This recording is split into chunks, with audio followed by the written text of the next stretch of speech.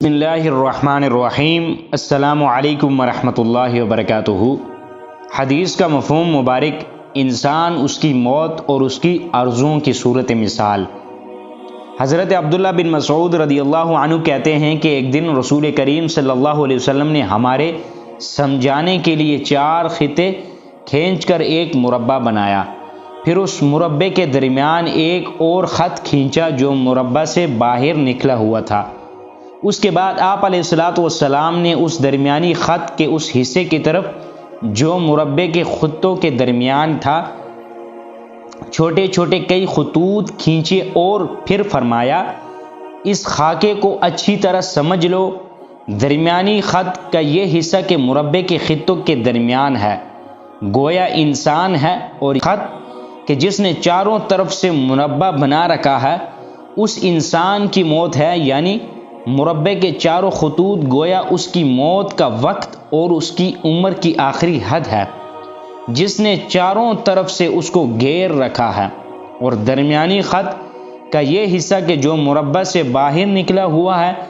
اس انسان کی وہ آرزو اور تمنا ہے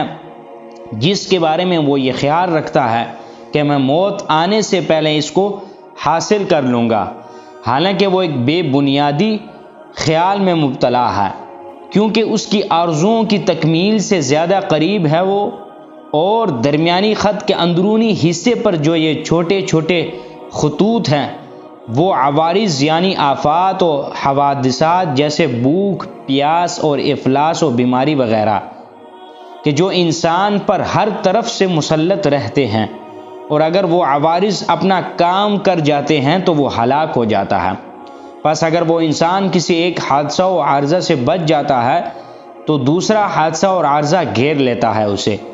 اگر اس حادثہ اور عارضہ سے بھی بچ نکلتا ہے تو پھر تیسرا حملہ کر دیتا ہے، عرض ہے کہ متعدد